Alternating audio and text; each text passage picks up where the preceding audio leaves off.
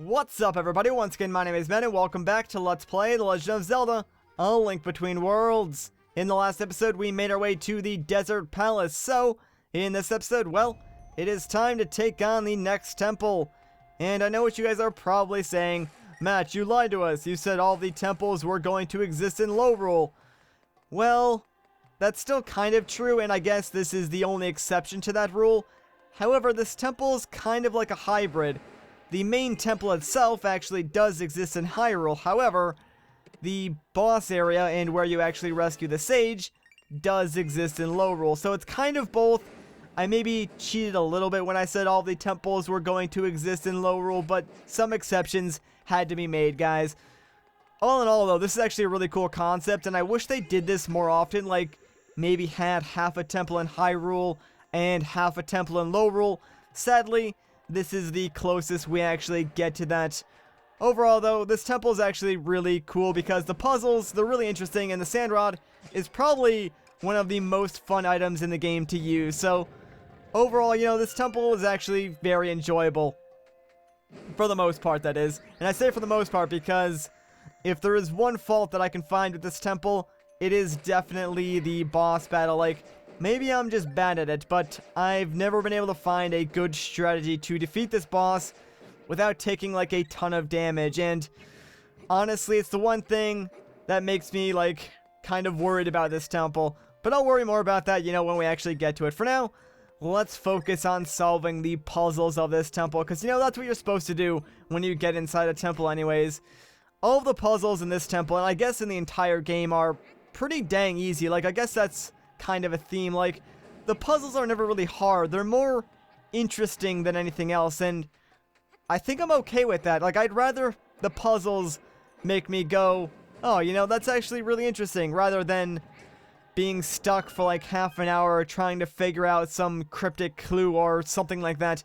Maybe that's just me, though. I don't know. Anyways, we're back at the beginning of the temple now, except this time we get to travel across it horizontally. I know, it's crazy, right? Like, how could they do that to us? Anyways, we're stuck in this room, and unfortunately for this orange guy, he needs to die, that way we can get out. You know what's really weird, though? I think this is like the only time this orange guy even shows up in this temple, so he really just exists to die, that way we can get out. And hey, look at that, we got ourselves a chest. However, we can't actually get it yet because we can't lift these giant boulders. The mitts that the Ore Master gave us are not strong enough to lift those. Perhaps we will find something in this temple that will enable us to do so. And spoilers, we will. And I think it's kind of nice that they do that because even though we can rent like any items that we want from Ravio, having, you know, certain items in a temple is just, it's Zelda, man. Like, when they first said you can rent any item you want at any time, I was kind of like, but that kind of ruins the Zelda formula. But they still found a way to make it work, and honestly, I think it works out tremendously in this game. I don't even mind the fact that, you know, we don't find main items in temples and we can rent them. In fact, I kind of like it. I kind of hope they do more things like this in the future, so I think it turned out really well. Anyways, now that we've filled this entire room with sand, we can actually get a few of these treasure chests that we can see on our compass now. And honestly, this is one temple where I will say that the compass is going to be your best friend, and you are going to want to keep an eye out on your map because there are a lot of secrets to be found in this temple and a lot of money to be made. Well, I guess not on the first floor. Like, the first floor is kind of minimalistic when it comes to secrets, but the second floor, that's where you're going to find a lot of the cool stuff, and gosh dang it, that freaking pillar fell down. You know, I thought those things couldn't fall down when you were merged onto them, but I guess that is not the case. Found that out the hard way. Anyways, we're still where we need to be. Let's pull this lever out because, check it out, there is a large chest in the corner of this room. And now that it's filled with sand, we can actually get to that chest. And no, that chest does not contain the boss key. So, I wonder what's inside. It must be something important. And it's not another piece of the Master Ore, so it must be an item of some sorts. Maybe, just maybe, it's the item that we need to lift those very large boulders. And Gibdo, get out of my way, man. I want to make a sand pillar, but I don't want to bring you up with it. You can just stay down there and hang out in the sand all day. Anyways, let's open up this bad boy and check it out. We got the Titan's Mitts. Now we can lift even the large boulders. Sweet. Now that we got those, though, we pretty much need to just backtrack through the temple a little bit and go to that room where we fought that weird orange monster thing and pick up the chest that's surrounded by all of those large boulders because, well, we're pretty much done with the first floor of this temple. Like, the floors of this temple aren't really floors, they're kind of segments. And actually, well, you'll understand what I mean in a second once we go back outside. So, let's head out of the first floor and make our way towards the second, I guess.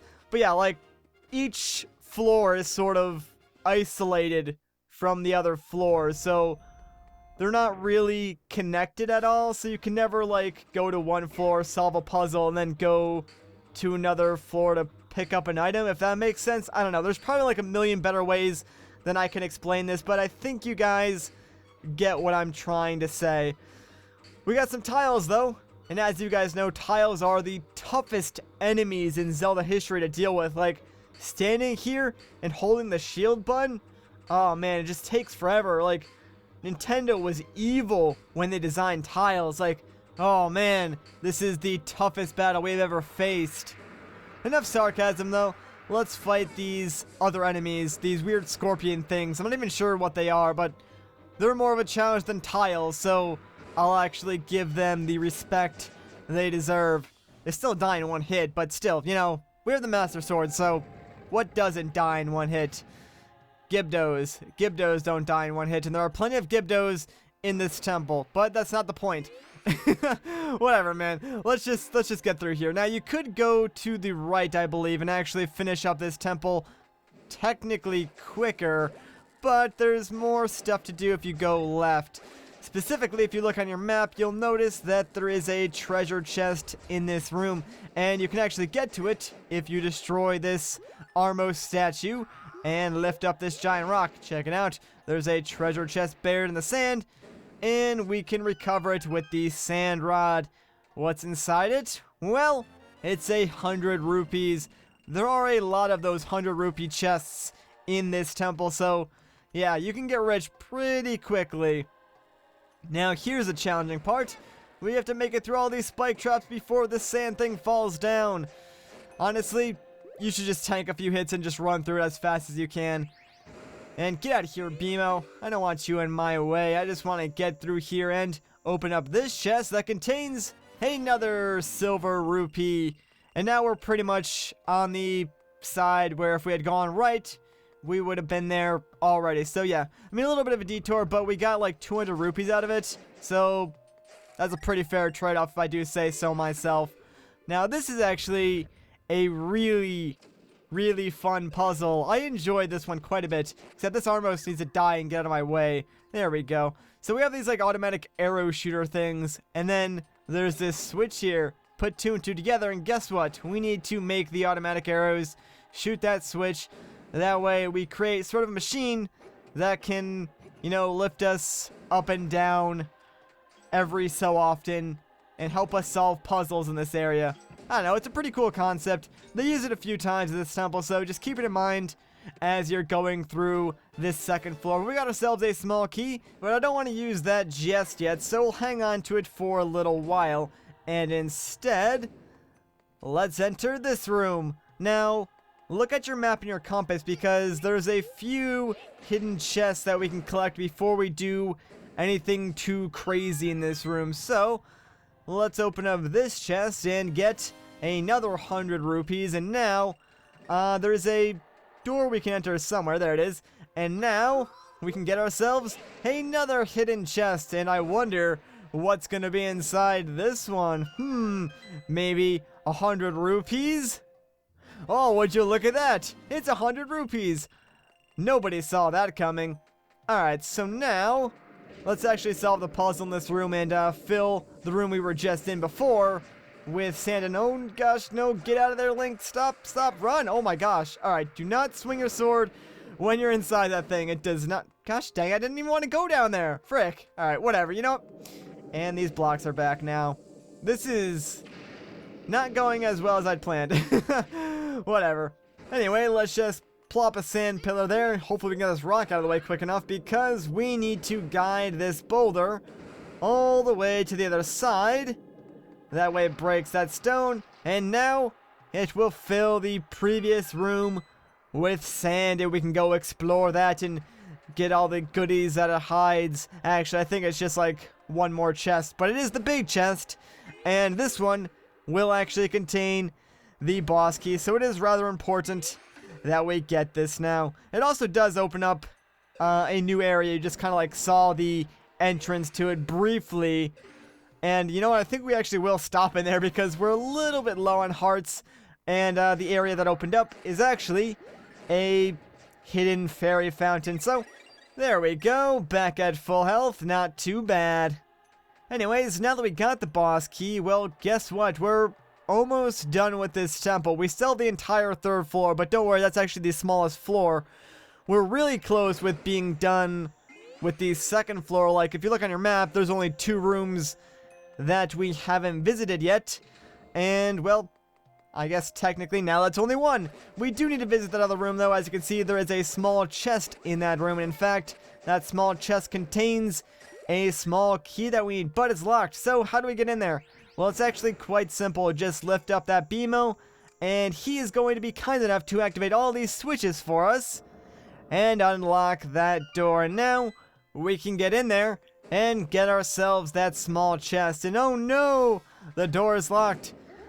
And we just have to fight some enemies to obviously get the chest and get out of here. And gosh dang, it happened to be the freaking scorpion things. I hate these guys so much. Like, they have big, disgusting pink butts. No one likes them. Thankfully, they spawn in the same spot like every single time, so they're very predictable. And there it is. There's the small chest we came here for. I'm pretty sure that actually contains the last small key that we need. Yep, there we go. Guess what that means? It means we are pretty much done with the 2nd floor of this temple. And now all I have to do is make our way to the 3rd. I want to miss the 2nd floor, though. I gotta say, I'm pretty sure I like the 2nd floor the best. It has, like, the coolest puzzles, and I don't know. It's just a really fun floor. But all good things must come to an end. Goodbye, 2nd floor. And hello, 3rd floor. Ooh, actually, if you look at your map, you'll notice that there is a hidden room off to the left. It's behind the sand waterfall.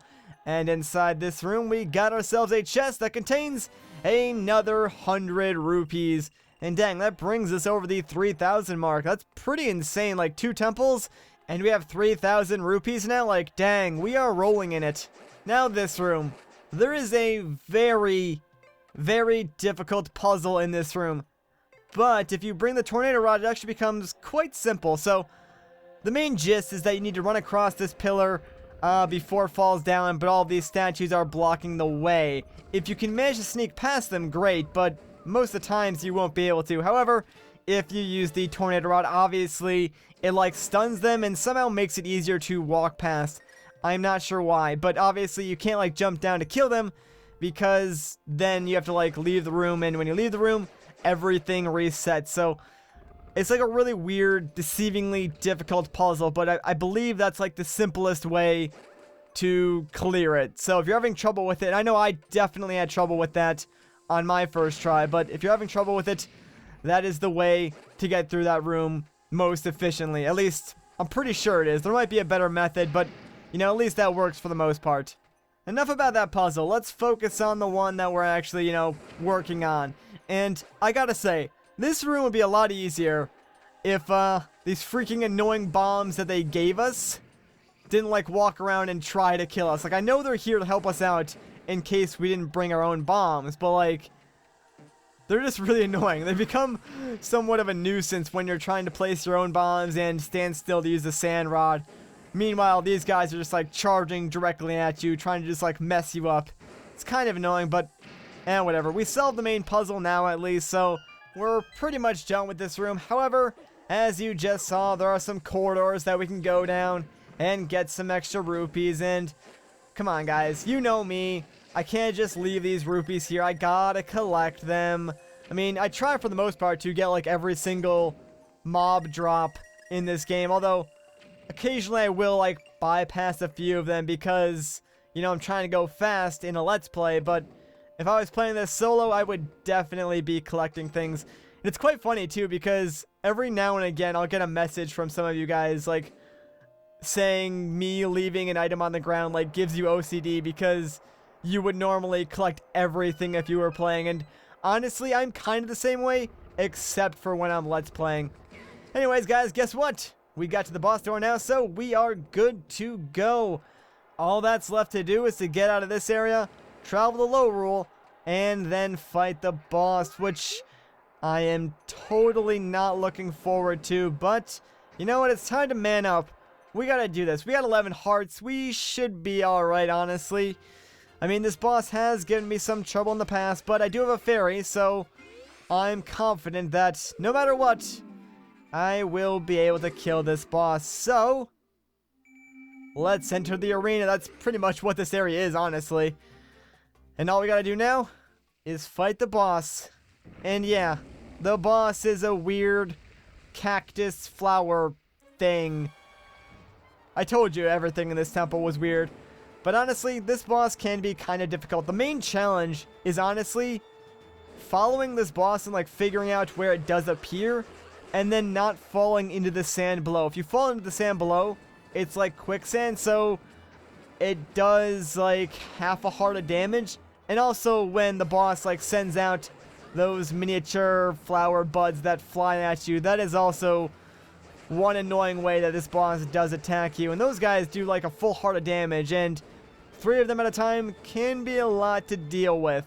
Like I said though, I really don't have a strategy for this boss battle. Like, the only thing that I can recommend doing is playing as reckless as you possibly can to just dish out as much damage as quickly as you can, because no matter what, you're going to take damage. If you hurt the boss more and take a little bit extra damage, it's probably not going to set you behind too much. And oh no, here we go. Now we're on phase 2. Now the boss can do Hyper Beam, and this is really, really devastating. That beam does a lot of damage, and if you're close to it, chances are the boss will also knock you off your sand pillars and make you fall into the quicksand.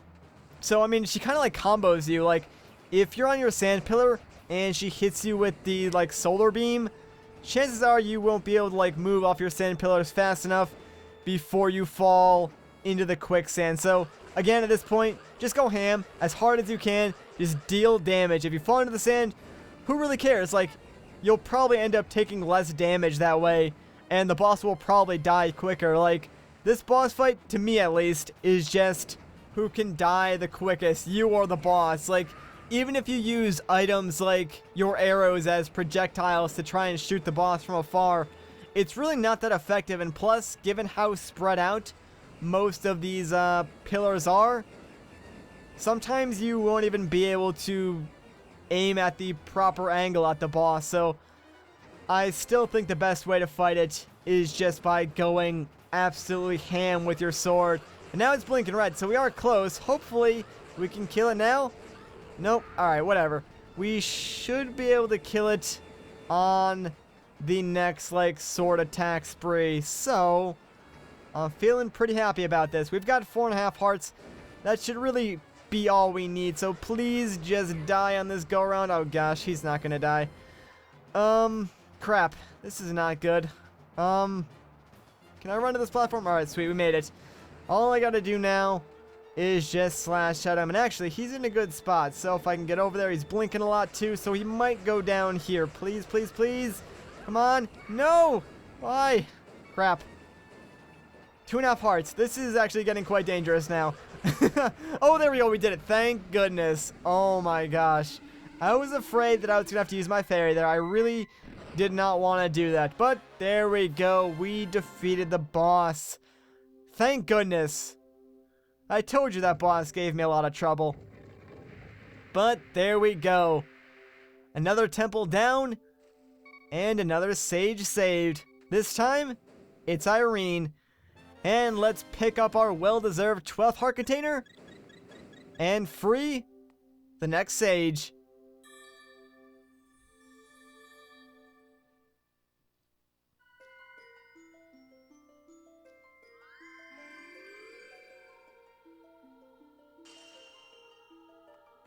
Hi, Irene. Hey, you came to rescue me? Well, I don't know what to say, Link. But, hey, my fortune came true after all. That's the spirit. You took your sweet time getting here, didn't you? I was in big trouble. Now I've got to get back to my Gram. That's alright. I forgive you. Just don't take that long to rescue me next time. And don't make any of the other sages wait that long either. Come on, get to saving the rest. Alright, alright. Let's get out of here. And we do need to save the rest of those sages. So, see you later, Irene, and see you later, Osfala. Have fun in the Chamber of Sages. Hey, that's Hilda. And what's she doing with Zelda? Oh, lovely Zelda. What is it like to be a princess from a kingdom blessed by so many happy endings? Once upon a time, Lorule was such a place. Once, but no longer.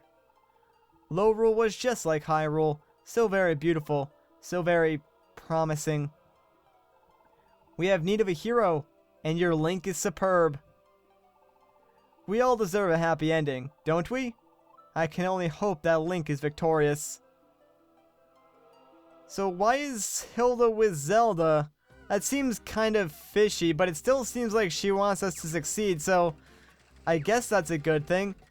Anyways, though, that's going to do it for this episode. If you enjoyed this part, a like rating would be greatly appreciated. If you want to see more, consider subscribing. Once again, guys, my name is Matt. Thank you so much for watching, and I'll catch you in the next one.